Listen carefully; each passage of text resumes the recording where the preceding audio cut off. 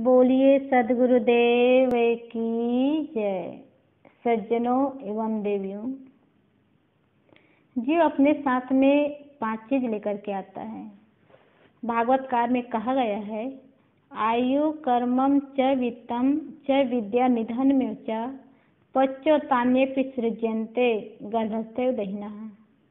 आयु, कर्म, धन, विद्या और मृत्यु, जीव अपने साथ में ये 5 चीज लेकर के आता है और ये पांचों गर्भकाल से ही निश्चित रूप से निर्मित हो जाता है।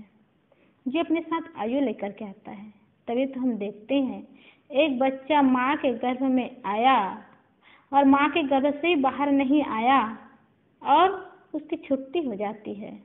फूल खिल ही नहीं पाया और मुरझा जाता है।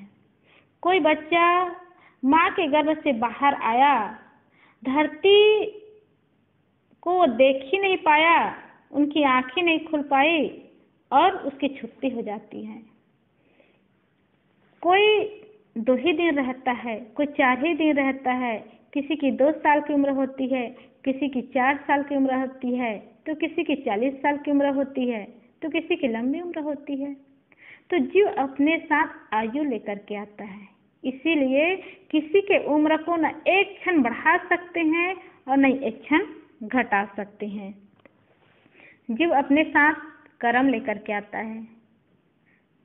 हम देखते हैं एक माता एक बच्चे को फुटपाथ में पैदा करती है, कोई उस बच्चे को देखने नहीं जाते और वो माता उस बच्चे को कमर में बांध कर घर घर घुमा करती है, पर भी लोग मंगल कामना नहीं करते।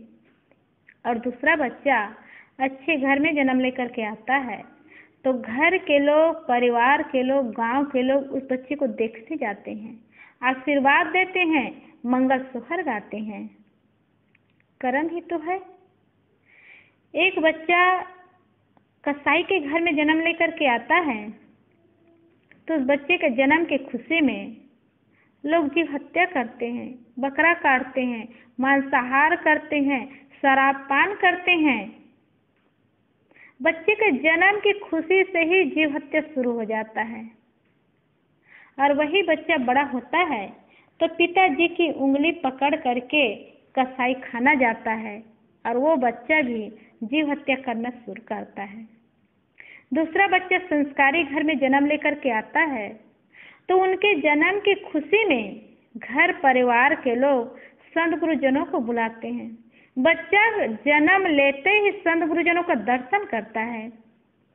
वही बच्चा बड़ा होता है तो पिताजी की उंगली पकड़ करके संतों का आश्रम जाता है, संतों का दर्शन करता है, सुंदर संस्कार बनाता है। तो जीव अपने साथ कर्म लेकर के आता है और ये केवल मनुष्य जीवन में ही नहीं, जीव जिस खाने में जाए कर्म उसका साथी होता है। एक स्वाभाविक उदाहरण ले, कुत्ते के जीवन को देखें। 2 प्रकार का कुत्ता होता है, एक पालतू कुत्ता होता है और दूसरा फालतू कुत्ता होता है। जो फालतू कुत्ता होता है वो घर घर द्वार द्वार घुमा करता है, पर भी छोटा सा रोटी का टुकड़ा नहीं मिलता और जिसके दरवाजा में जाता है उसे लाठी और डंडा मिलता है। और जो पालतू कुत्ता होता है उसके लिए कितनी सुविधाएं होती है। घर के लोग सबसे पहले कुत्तों को खिलाते हैं, उसको नहलाते हैं और उसकी सारी सेवा करते हैं, सारी सुविधाएं देते हैं। आज के परिवेश में तो जितनी सेवा माता पिता की नहीं होती है उससे ज़्यादा सेवा कुत्तों की हो रही है। लोग सो कर के उठते हैं और कुत्तों को टहलाने ले जाते हैं, नहलाते हैं, अपने हाथों से खिलाते हैं, क्या क्या सेवा नहीं करते। एक घर में हम गए थे तो एक डॉक्टर ने बताया कि एक कुत्ता 22 लाख की है। लाखों लाखों में कुत्तों को खरीदा जाता है, वो भी बड़े प्यार से। एक घर में गए तो छोटा सा कुत्ता 3 साल का हो गया था तो बताए, साहब इसको हम लोग 21,000 में खरीदे हैं और 3 साल का हो गया और जब से लाए हैं तब से इसको दूध पिलाते हैं, इसको फल खिलाते हैं। अब रोज 1 किलो दूध पीता है, रोज 1 किलो टमाटर खाता है और रोज पपीता खिलाते हैं इसको। घर में पपीता लगाई थी, माता बताई कि साहब ये पपीता हम नहीं खाते, कुत्तों को खिलाते हैं। बताइए, कुत्ता का शरीर अब इतनी सारी सुविधाएं मिल रही है। मनुष्य फुटपाथ में पड़े हुए हैं, कटोरा लेकर के भीख मांग रहे हैं, पर भी पेट भर खाने को रोटी नहीं मिलती। और कुत्तों के लिए दूध, मलाई, मेवा, मिष्ठान मिलता है, उसका कर्म ही तो है। कुत्तों को नहलाने के लिए माता बताई साहब इसके लिए 60 रुपया का साबुन आता है और 5 दिन में खत्म हो जाता है। आदमी फुटपाथ में पड़े हुए हैं, उसको नहाने धोने, ठीक से कपड़ा पहनने के लिए सुविधाएं नहीं मिलती, और कुत्तों को नहलाने के लिए 60 रुपया का साबुन आता है और 5 दिन में खत्म हो जाता है। घर के व्यक्ति कहते थे तो ये तो हमारे घर के सदस्य है, कुत्ते को घर का सदस्य मान रहे हैं। उसको कोई जहरीला जीव काट लिया तो उसको कार से हॉस्पिटल लाए और कार से ही हॉस्पिटल ले जाते थे। बताए कि इसके इलाज के लिए हजारों रुपया खर्चा करना पड़ा। आदमी फुटपाथ में पड़े हैं, शरीर में रोग लग गया है तो उसको ठीक से दवाई नहीं मिलती। ठंडी और गर्मी के लिए एक गुदड़ी नहीं मिलती, ओढ़ने के लिए, बिछाने के लिए एक चादर नहीं मिल पाता उनको।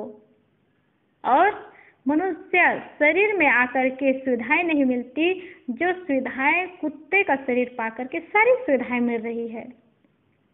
इसका कारण क्या है? कर्म का संस्कार है। जो अपने साथ में कर्म लेकर के आया है, इसलिए कहते हैं कर्म तुम्हारे अच्छे हैं तो किस्मत तुम्हारी दासी है। धर्म तुम्हारे अच्छे हैं तो घर में मथुरा काशी है।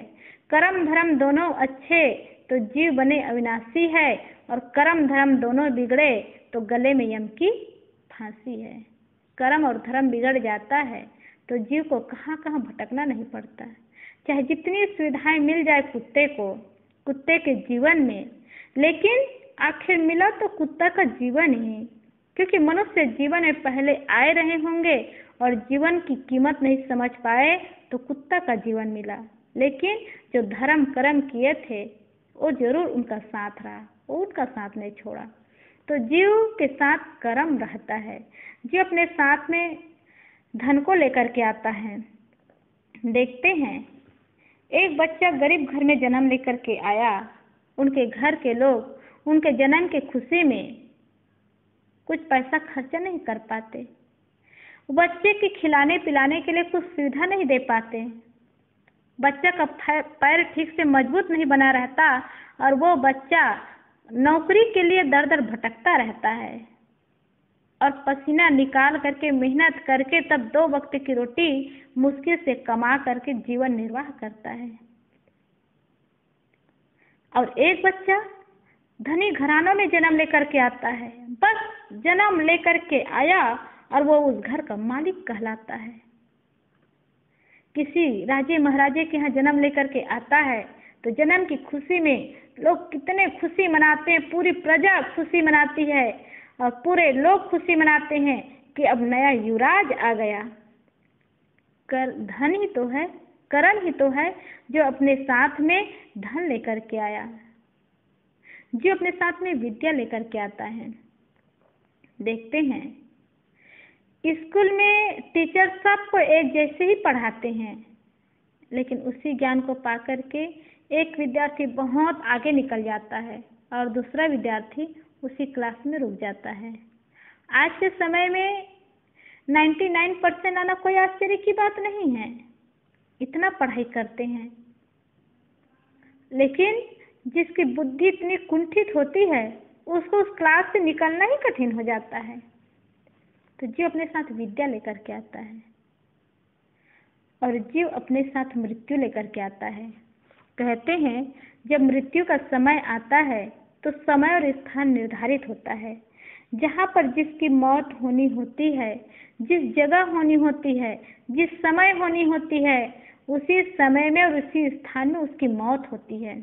कभी कभी हम लोग अनुमान लगाते हैं, देखते हैं कि किसी व्यक्ति को कितना मना करते रहते हैं, तब भी वो व्यक्ति नहीं रुक पाता और चला ही जाता है। तो क्या कहते हैं कि देखो उसका काल उसको खींच रहा था। तो जहाँ पर जिसकी मौत होनी होती है उसी जगह में और उसी स्थान में होती है। ये जन्म और मृत्यु का प्रवाह अनादिकाल से चला आ रहा है और अनंत काल तक चलता रहेगा। इसको हम बदल नहीं सकते। एक कोरोना जैसे वायरस में भी जिसकी मृत्यु होनी होगी उसी की मृत्यु होगी। सब नहीं मरेंगे और सब जीवित भी नहीं रहेंगे, क्योंकि इसको तो हम गर्भ काल से ही लेकर के आए हैं। इसलिए ये जन्म और मृत्यु का प्रवाह हम बदल नहीं सकते, लेकिन मनुष्य जीवन होने के नाते मनुष्य जीवन में धन, कर्म और विद्या को बदल सकते हैं। चाहे कितना बुद्धि लगाए, कितना ज्ञान लगाए, कितना वैज्ञानिक शोध करे, लेकिन जन्म और मृत्यु का प्रवाह जो चल रहा है हम इसको नहीं बदल सकते। पर कर्म को बदल सकते हैं। गलत कर्म है, हम अच्छे लोगों की संगति करेंगे तो अच्छा कर्म बन जाएगा, क्योंकि कहते संगति जिंदगी होती है। अच्छे लोगों की संगति करें, अच्छा कर्म बन जाएगा। धन नहीं है, पुरुषार्थ करे तो धनवान बन जाएंगे। मेहनत करने की आवश्यकता है, धन आ जाएगा, सुविधाएं हो जाएगी, धनवान बन जाएंगे। विद्या नहीं है, विद्वानों की संगत करे तो विद्वान बन जाएंगे। लेकिन जन्म और मृत्यु को बदल नहीं सकते।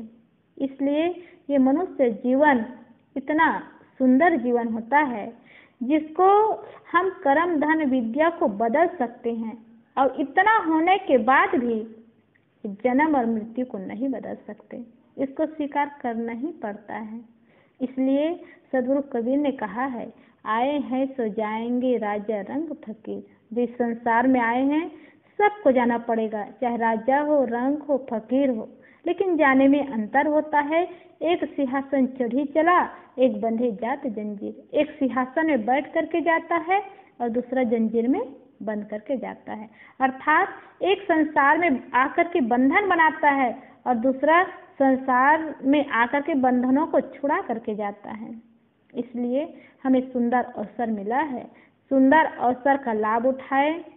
मनुष्य जीवन में आकर के पांचों चीजों में जन्म और मृत्यु को नहीं बदल सकते, कर्म को बदल सकते हैं, विद्या को बदल सकते हैं, धन को बदल सकते हैं। इसलिए अच्छी संगत करे, अच्छे लोगों के साथ जाए, कर्म को अच्छा बनाए और गुणवानों के पास बैठकर, विद्वानों के पास बैठकर विद्या अध्ययन करे तो निश्चित है ये जीवन की सफलता होगी। बोलिए सद्गुरुदेव की जय।